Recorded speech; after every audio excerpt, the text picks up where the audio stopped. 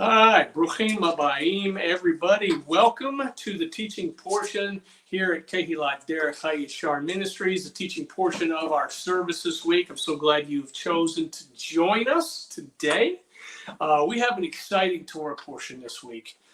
This Torah portion is just filled with all kinds of wonderful things for us to understand, including things for Acharit HaYamim. Because if you don't believe that Torah is prophecy, you haven't been studying the Torah enough to know that Moses was in fact a prophet. And in every Torah portion we have, there's some sort of prophetic significance that's going to lead us to the Acharit HaYamim, to help us understand the things in the last days. And so this is how we need to be approaching our study of the Torah. We need to be approaching it in a way that's going to help us to understand the things that we're going through today and what we need to do as the body, as the ones who are grafted into the nation of Israel. And so it's an exciting Torah portion, and this week it is the starting of the new book called Numbers. So as we normally do, let us get started with our blessing before the Torah study. Baruch atah Adonai Eloheinu melech haolam asher kitshanu b'mitzvotav v'tzivanu la'asok b'divrei Torah. Blessed are you, Lord our God, King of the universe, who has sanctified us by your commandments, commanded us to study your Torah. Okay, and then we start with Numbers chapter 1, verses 1 through 3. And it says, Now the Lord spoke to Moses in the wilderness of Sinai, in the tabernacle of meeting on the first day of the second month in the second year after they had come out of the land of Egypt, saying, Take a census of all the congregation of the children of Israel by their families, by their fathers' houses, according to the number of names, every male individually from 20 years old and above, all who are able to go to war in Israel. You and Aaron shall number them by their armies. All right, so this week's Torah portion, and this the book of this Sefer. The Sefer is the Hebrew word for book. The Sefer is called Numbers in English, but in Hebrew it's the word Bamidbar. Bamidbar. It means in the desert or in the wilderness is what it means. And the imagery of the desert or of the wilderness is an uncivilized, uncultivated wasteland that's symbolic of our unrectified physical world. It's a picture of a place that's just not civilized. It seems to be running amok. It's not organized in any type of way that we can see with the human eye. It's something that has been unrectified. Largely, it's been left alone for the most part. And it's indifferent.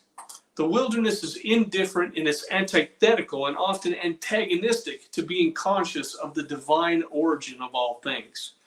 Okay, the wilderness, it has no concept of the divine origin of where it comes from.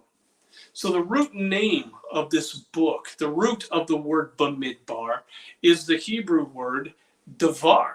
As you can see on the slide here, and midbar, you can see the word midbar in Bamidbar. Davar equals word, okay? Rabbi Samson Raphael Hirsch, he defines this word as combine separate items into one, okay? Combine separate items into one. It is defined as an arrangement or a place of order. So why then would the word davar or the word Bamidbar be related to the word for word and things that you combine to make one out of? Well, think about the English language or any language for that matter. You start out with an alphabet. You start out with an alphabet. And you have physical representations of spiritual things, right? The A in the English alphabet or the Aleph in the alphabet is just a representation of what? It's a representation of a sound, something that is spiritual. So we have things that are representations of spiritual things in the physical realm. So you take an alphabet and you take one letter, then you grab another letter and a third letter, you put them together, and guess what you've done? You've made a word. Now you've got something that expresses a concept. and an understanding, which you can convey from one person to another. So what you do then is you take a series of these letters, you put them together into words, and then you make sentences out of them. And then from sentences, you can make paragraphs. And what you're doing, combining things, creating one out of them. Okay, so this is what Bamidbar is telling us. It's taking separate items, combining them together. Now you say, what's this got to do with the wilderness? Right? Is the wilderness doing that? Is the wilderness combining things? Well, this reading and study of Bamidbar is generally done just before Shavuot. Every year it comes around, it's Shavuot or Shavuot, and it's the giving of the Torah. So there's a connection. There's a connection to this week's Torah portion to the Moed that we're going to be celebrating this Tuesday night / Wednesday. And the overarching theme of this Torah portion coincides with Shavuot. And that theme is unity.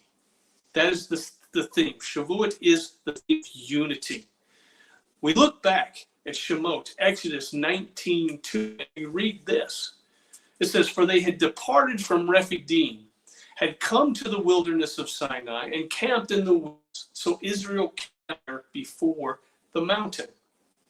So this is a time when Israel came, they camped there on the mountain. What makes the passage so interesting is that the phrase where it says Israel camped, the third person masculine singular. Okay? Third person means I'm talking to you or somebody else. It's in the masculine meaning that usually it's the entire group. Whenever the Hebrew is referring to a group of people, if it's mixed men and women, it will refer to the masculine. And then it's in the singular. It's in the singular form of the word Vayichan. Vayichan. It's a singular word, and they camped. Israel camped. So he's referring to an entire group of people in the singular. They camped. What is the significance of this? Why is that the case? Because you would think that in this context, you would use the word vayichanu, which is they camped. But it's in the singular. So what is Rashi? Rashi comes along and he tells us this. He says, as one man and with one mind. But all their other encampments were made in a murmuring spirit and in a spirit of dissension.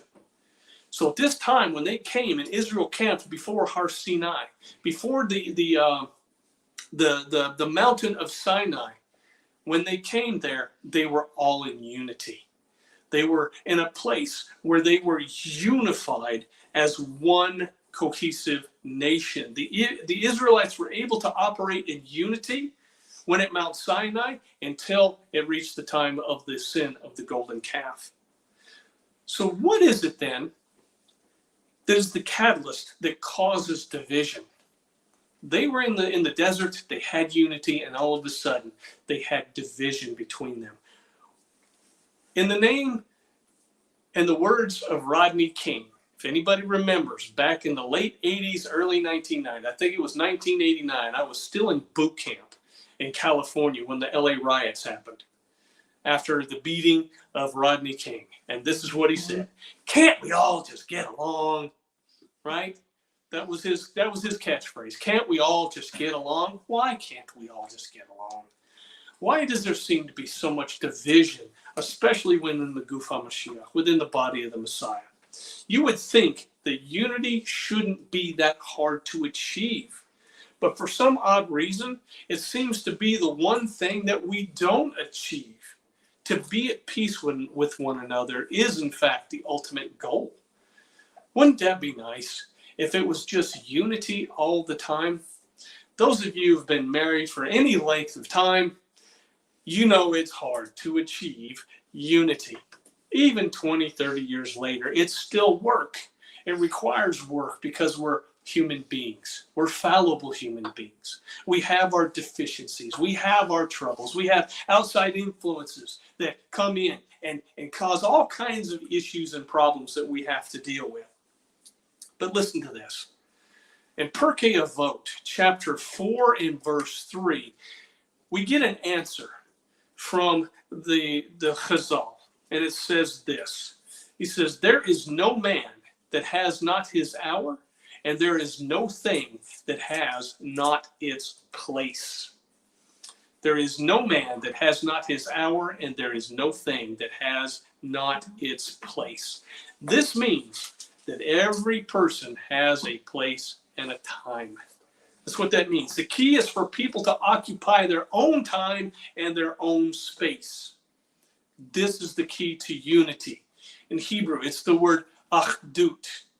Achdut is to be unified. Achdut comes from what Hebrew word? Shema Yisrael Adonai Eloheinu Adonai Echad. Right? Achdut comes from Echad. It's oneness. It's unity. Each and every one of us has been gifted with incredible abilities and incredible talents that we have. Each one of us has a place where we use these abilities and these gifts. The problem arises is where someone wants to be in somebody else's place. They want to occupy their time, occupy their space. This Torah portion is about taking and organizing the Israelites.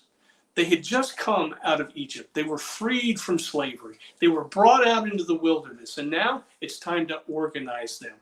The census in the wilderness is about taking a disparate group of people, individuals, and ordering them into a functioning army that is given a specific task. And this task is to take that unrectified, uncivilized wilderness of a world in which we live and create a sense of order out of it. Or to take the world that seems so out of control and things out of place and take it and put them in their natural place in which they belong. This portion tells us that the nation of Israel was to leave the safety and the security of the womb, which was Egypt, so to speak, and Mount Sinai, and venture out into the wilderness. They were going to go out into the Bamidbar, which is symbolic of the world that we live in. The wilderness is the place where God gets you away from all of the issues in life and causes you to become unified, because all of the things that come along to wreck and destroy unity is removed. So they were going to move out into the wilderness to do the job that they were given, why they were being organized. However, they couldn't accomplish this task without being organized. You couldn't do it unless you're in unity yourself. You can't rectify something unless you've been rectified. Okay? Let me say that again. You can't rectify something unless you've been rectified. It's what Yeshua said in Matthew chapter 6, 7, 5, somewhere in there. He said, remove the plank from your own eye before you remove the speck from your brother's eye. He said, then you'll be able to see clearly in order to remove that speck from your brother's eye. He said, you can't do it with a plank sticking out of your own eye. So you got to fix yourself before you have the opportunity to fix anybody else. So the wilderness is a place where we get rectified. We become unified. On an individual level, that's each individual person rectifying their own issues, rectifying their own problems. And then they learn how to get along with their neighbor. They learn how to get along with the person who lives next to them. So if there's no unity in moving forward in doing the job that God's given us to do, if there's no unity, the task will be 10 times harder. It will be 10 times harder. Why? Because you'll do just as much infighting as you do fighting with the enemy. And that's not good, because infighting is going to cause nothing but weakness. We see this happen in Israel. People are divided. They're not unified like they should be. You got some people that are screaming at the government, calling them genocidal killers. And we all know that Israel's doing the job they were put on this earth to do, and to eliminate the evil that's known as Hamas, Hezbollah, the Iranian Caliphate. All of these people who want to destroy, kill, steal, and destroy, they need to be removed and rectified. This issue needs to be taken care of, and yet you got people who don't see it that way. And therefore, the nation of Israel is divided. The world is divided over this entire issue. So what's going to happen is when division said, Yeshua, even himself, and I can't call the scripture, but Yeshua said that a house divided cannot stand. It will not stand. So a house must be unified. But more specifically, in this particular context of the Torah portion, he's talking about the house of Israel needs to be unified. Yeshua said in John 17, verses 11 and 20 through 21, he said this. He said, now I am no longer in the world, but these are in the world, talking about his disciples. And I come to you, Holy Father, keep through your name those whom you have given me, that they may be one as we are. And in verses 20 and 21, I do not pray for these alone, but for also those who will believe in me through their word. That would be all of us right here. That they all may be one. As you, Father, are in me, and I in you, that they may also be one in us, that the world may believe that you sent me. Okay, so Yeshua is talking about unity, talking about those who are in the body need to be unified the same way that the Father and the Son are unified. But here's the problem. The world does not believe that God sent Yeshua because it's been shown to the world that the Father and the Son are not in unity with one another. That is the big problem with theology that is prevalent in today's culture. They pit the Father against the Son. They're not echad. They're not in unity. And because the Father and the Son are not in unity, then the Guf HaMashiach is not in unity. You have the body of Messiah who's not in unity. As soon as the Father and the Son become in unity, and then those who are in the body understand it, then there will be unity. There's a reason we've got over 35,000 different denominations. There's reasons why we've got people who are in the Messianic movement who are not in unity, because they're not grafting into the house of Israel. Once we graft into the house of Israel, then those who are going to be a part of the remnant will in fact be unified. Yes, there are people who have disagreements. I'm not talking about disagreements. I'm talking about those who have taken the Father and the Son, pitted them against one another. Even in the Messianic movement, you got people who point to Yeshua and say, well, he's doing different than what the Father does. And then we need to be doing differently than what he did. No, the idea is we all become one homogeneous group. God is looking to establish a unity, a achdut, within the entire body. And this is what the wilderness is about. Bamidbar, to take each individual little piece, unify it together so that we all have a unified message. The relationship between Hashem and Israel is often portrayed in the Torah as a husband and wife relationship. Okay? This is where I like to bring it down to. I like to bring it down to where the rubber meets the road. We read in Hosea from our Haftarah portion this week, Hosea 2, verses 14 through 16. It says, therefore, I am now going to allure her. I will lead her into the wilderness and speak tenderly to her. There she will respond as in the days of her youth, as in the day she came up out of Egypt. In that day, declares the Lord, you will call me my husband. You will no longer call me my master. Okay? So between Israel and God in the wilderness, in Bamidbar, there was an unmitigated closeness between the people in the wilderness. There was an unmitigated closeness between the people, even between one another during that time. There was no hierarchy where one person was above another. There was no attitude where a person had more stature than another person.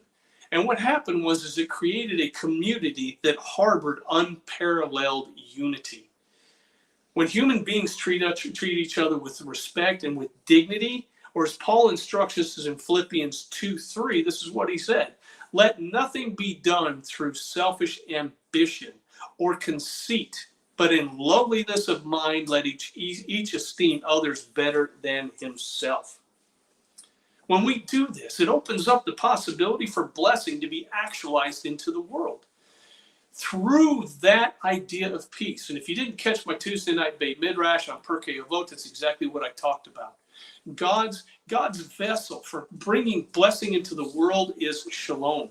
It's peace. There must be a vessel known as peace to exist in order for God's blessing to be actualized in the world. If there's no peace, there's no blessing that comes down into the world.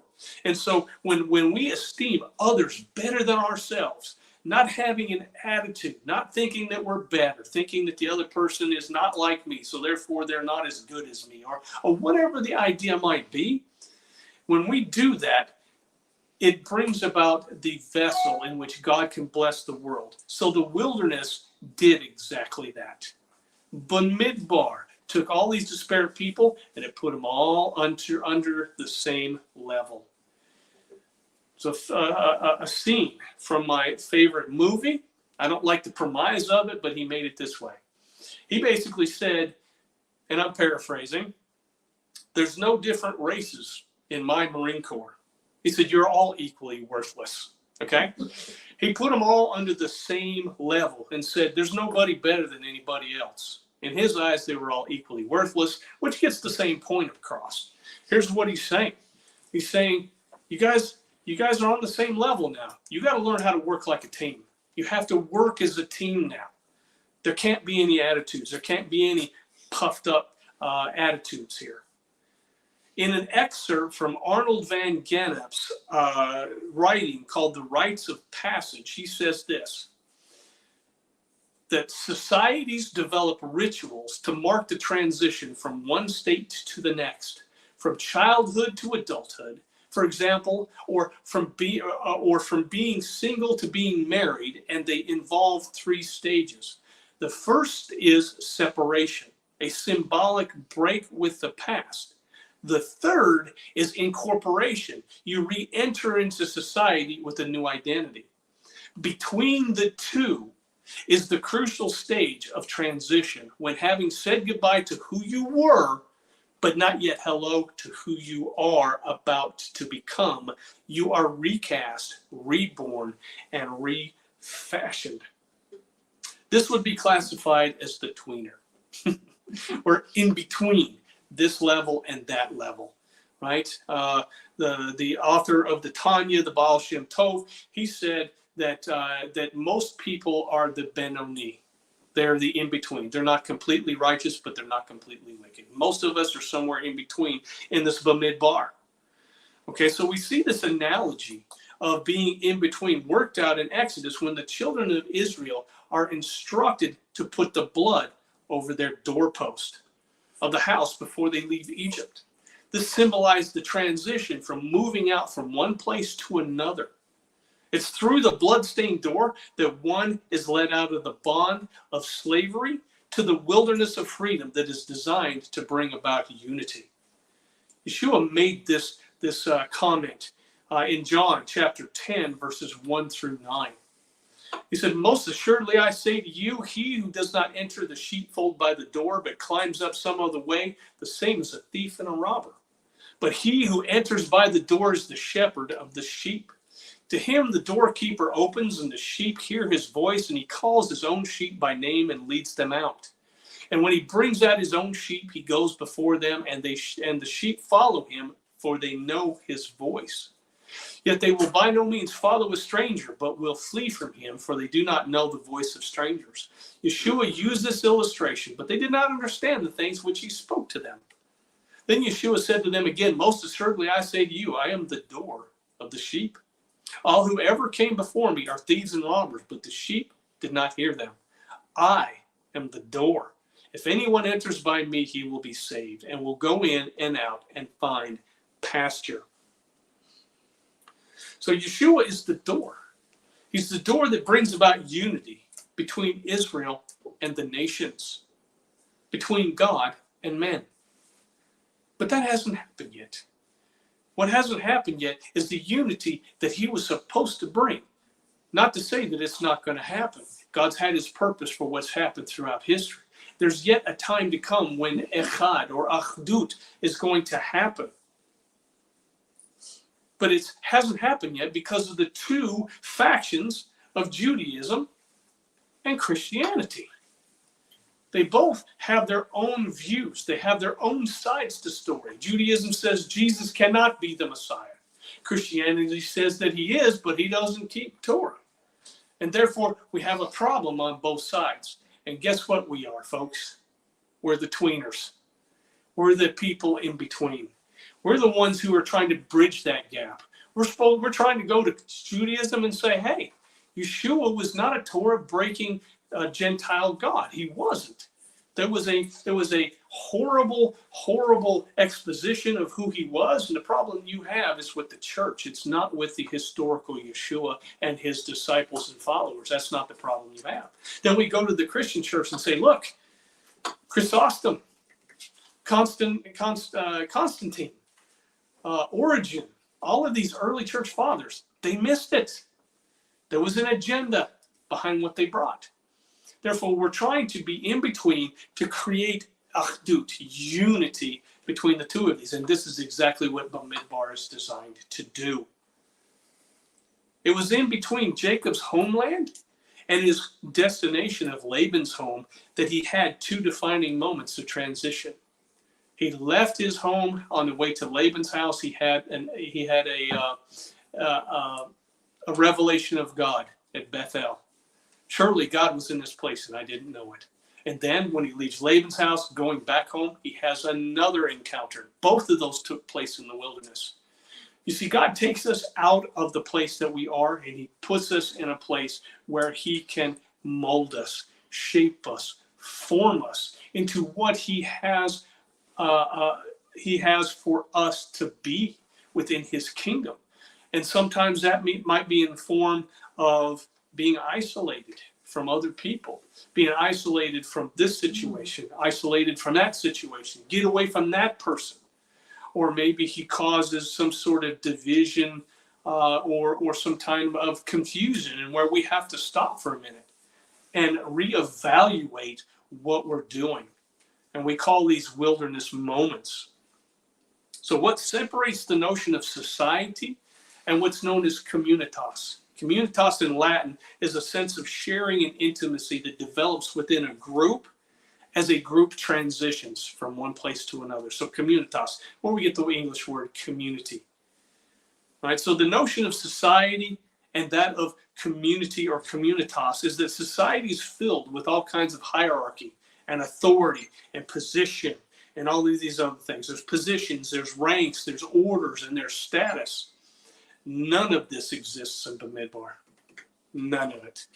Everybody's on equal playing ground in the Bamidbar. So when a group is separated from the rest of society in such a manner, none of these things are hindrances to unity. Rabbi Jonathan Sachs, he explains it like this. He says, the poignancy of the book of Bamidbar lies in the fact that this communitas lasted so briefly. The serene mood of its beginning will soon be shattered by quarrel after quarrel, rebellion after rebellion, a series of disruptions that would cost an entire generation their chance at entering the land. Whew, that's tough. They experienced a unity, and then it was gone. It was gone. Quarrels and rebellion destroy the marital peace that started in the beginning as a union of communitas, of community, of intimacy with one another. No hierarchy, but there was a serene environment of togetherness. Y'all remember those days? You first get together, it's all lovey-dovey, kissy, smoochy. Nobody was angry with each other. Everybody enjoyed each other's company. There was always sweet talk and wonderful conversation. And then you get married. You get jobs. You have kids. You got bills. You got neighbors. And the next thing you know, the peace isn't there so much anymore. The closeness isn't there so much anymore. Why?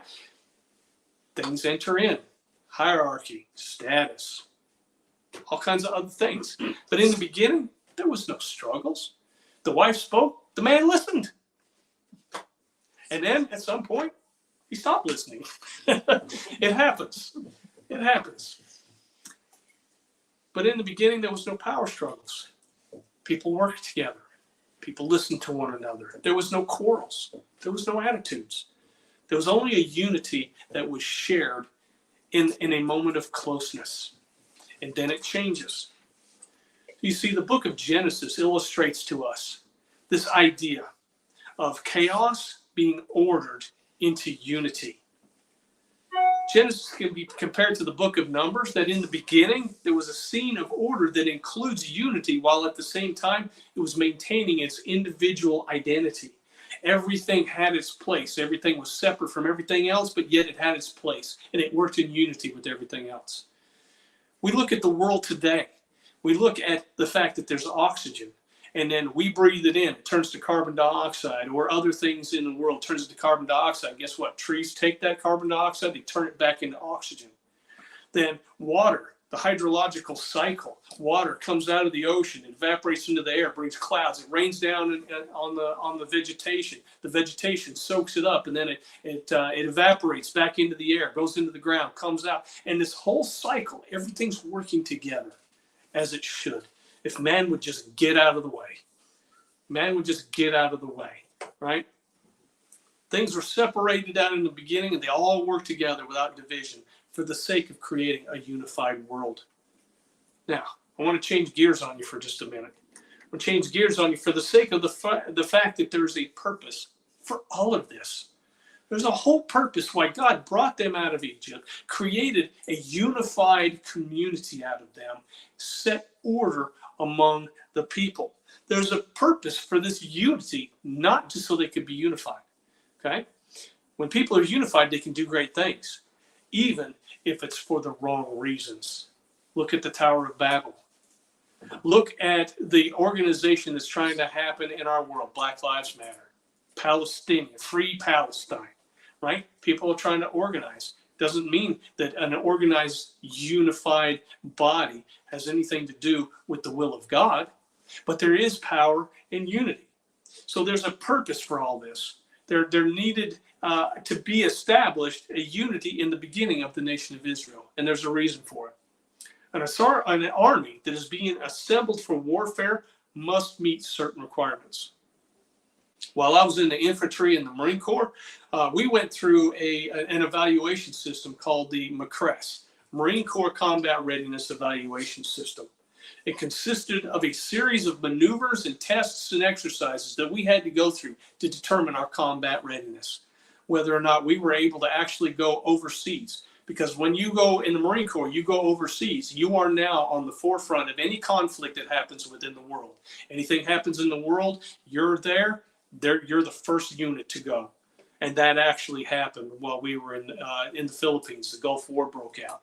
The only reason we didn't get to be the first in the country is because we were in the Philippines and they had to get reserve units there to take our place before we could go.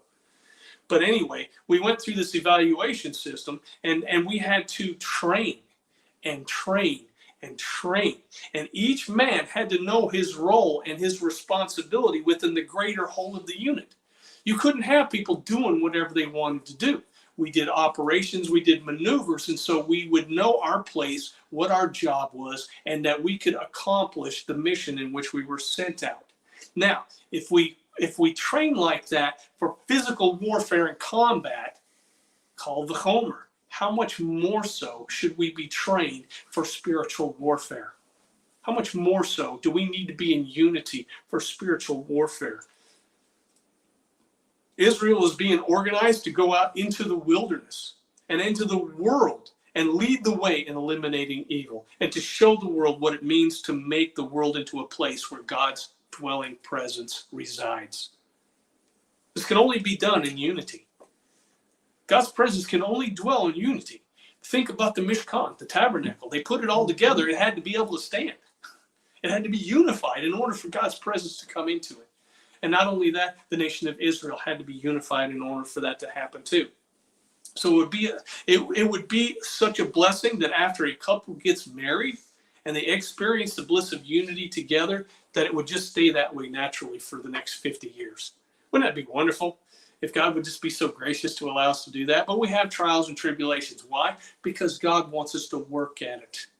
God wants us to exercise our own abilities, our own our own willpower and desire to want to keep that unity. It doesn't happen in and of itself. It requires us to train. It requires us to do the maneuvers that are necessary in order to achieve that unity. The reality is that enemies will come. Enemies come along and they try to destroy it. This entire world system is set up for one reason and one reason only, and that is to get you off of your path. It's to move you away from the goal in which God has put us, for the purpose that God has given us in this world, and that is to make the rectification, to create achdut, to create unity. And yet everything in this world exists to destroy that. Everything exists. Storms will come, arguments will come, attitudes will come, and it will threaten the very fabric of communitas. It will threaten the very fabric of the unity and the oneness that's being experienced. The key is to preserve that unity that has been established from the very beginning. And if it's been compromised, remember what Yeshua said in Revelation chapter 3. Return to your first love. Go back to where it all started. Remember that. And he said, and do that. Return to your first love and do that very thing. Return to the very foundation of what brought about the unity in the first place. Go back to the wilderness if you have to. That is, esteem others greater than yourself, as the Apostle Paul said. We see in Yaakov, James, chapter 4, verses 1 through 5. He says this, where do wars and fights come from among you? Do they not come from your desires for pleasure that war in your members? You lust and do not have. You murder and covet and cannot obtain. You fight and war, yet you do not have because you do not ask. You ask and do not receive because you ask amiss, that you may spend it on your pleasures. Adulterers and adulteresses, do you not know that friendship with the world is enmity with God? Whoever therefore wants to be a friend of the world makes himself an enemy of God. Or do you think that the scripture says in vain, the Spirit who dwells in us yearns jealously? We find in Ephesians chapter 6 the well-known armor of God, which gives us a glimpse into the garments that we need to have for our warfare. But even greater than that is 2 Corinthians chapter 10. It supplies us with the necessary elements to help us deal on the battlefield. We read in 2 Corinthians 10, verses 3 through 6. It says, for though we walk in the flesh, we do not war according to the flesh. For the weapons of our warfare are not carnal, but mighty in God for pulling down strongholds, casting down arguments and every high thing that exalts itself against the knowledge of God, bringing every thought into captivity to the obedience of Messiah, and being ready to punish all disobedience when your obedience is fulfilled.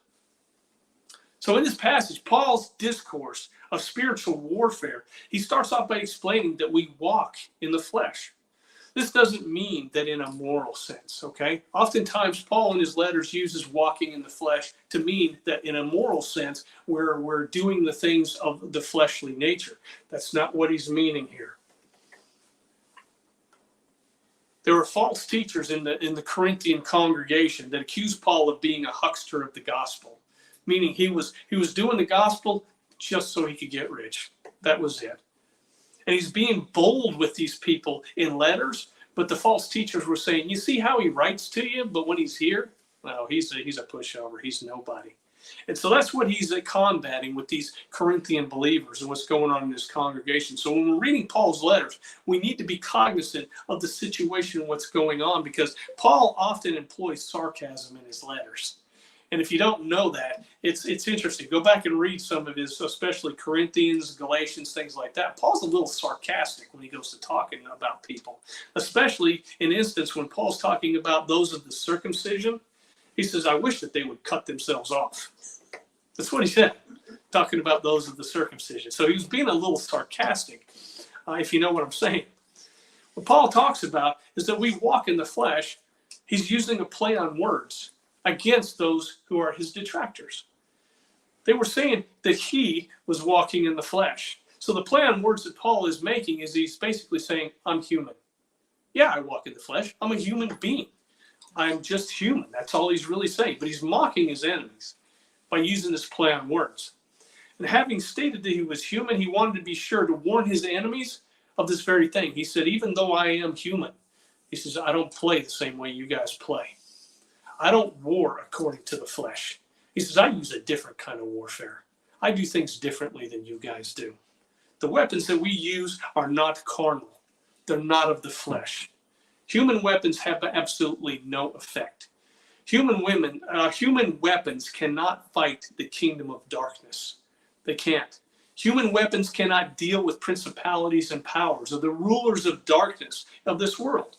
Spiritual wickedness in the heavenlies. Human ways of dealing things. Human warfare cannot deal with spiritual matters. They can't fight on that level. John MacArthur puts it this way. You probably never thought you'd hear me quote this man, but I love this man. So he says this: what are the weapons of the flesh? Human reason, human wisdom, arguments of rationalism, human plans, strategies, ingenuity, organization, skill, eloquence, personality, cleverness, entertainment, religious showmanship, philosophical, psychological speculations, the mystique of the mystics, artificial atmospheres, creating artificial environments. All the human approaches are impotent weapons. They are simply weapons of the flesh. You use those things to fight battles on the human level. These things are impotent against the spiritual powers that we deal with on a daily basis. They're ineffective against the principalities and rulers of the world. The weapons we choose must come from an armory that belongs to God. A godly armory. He's got godly weapons, spiritual weapons. It's the only way to have effective warfare in the spiritual realm. What are we fighting against?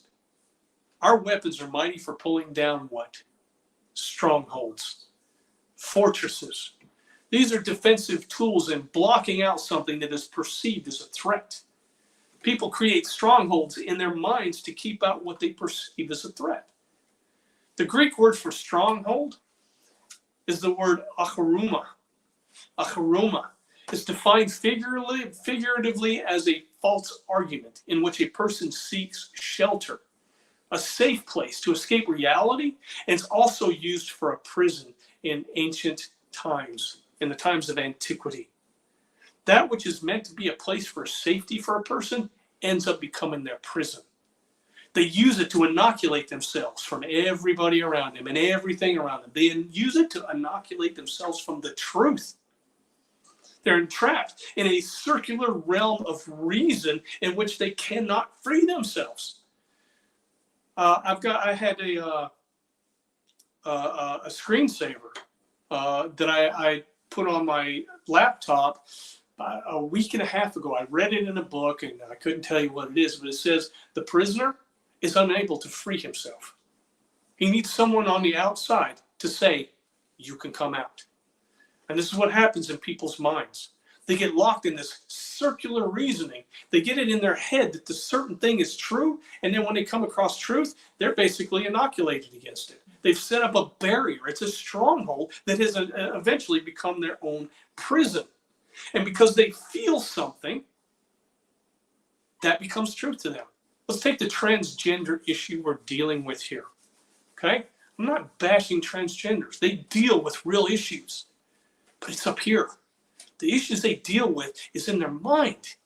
They've created a stronghold within their mind and within their heart. And because they feel something, that's become truth to them. And so because they feel it is truth, now they've got every argument that they have to try to defend their truth of what they feel.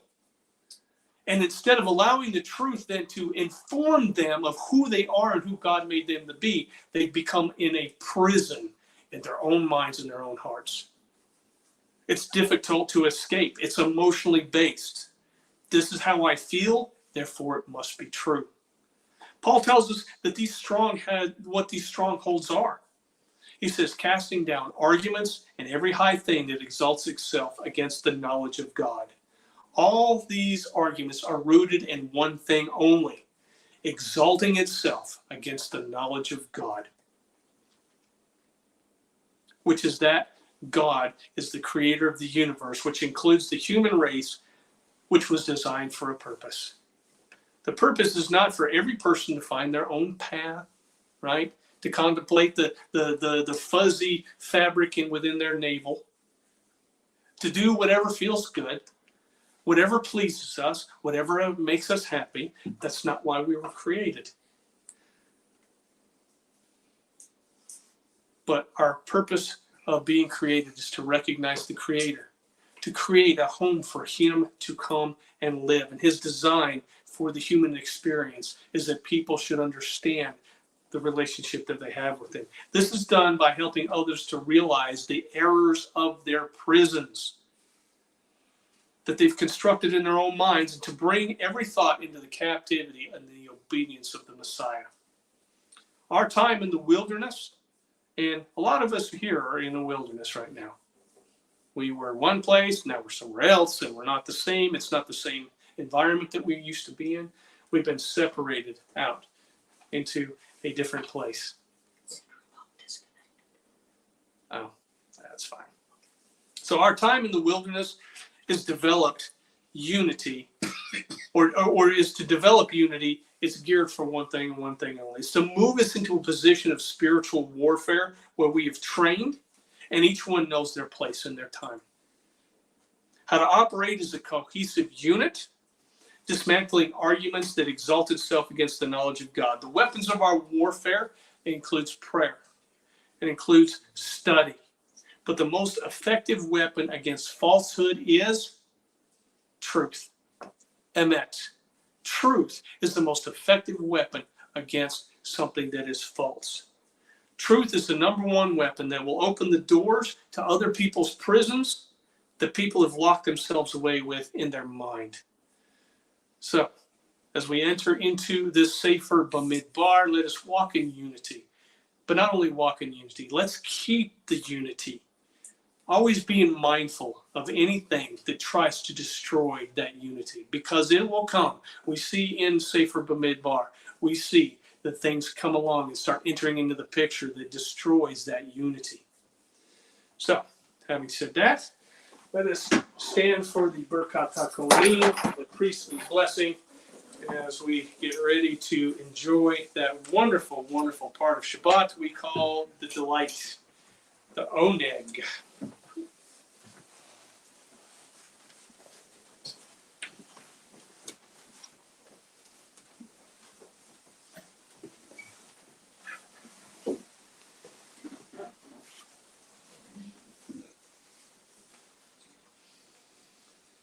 Yevorechacha Adonai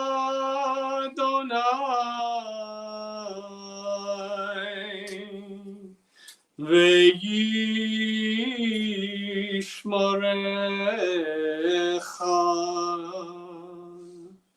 Ya'er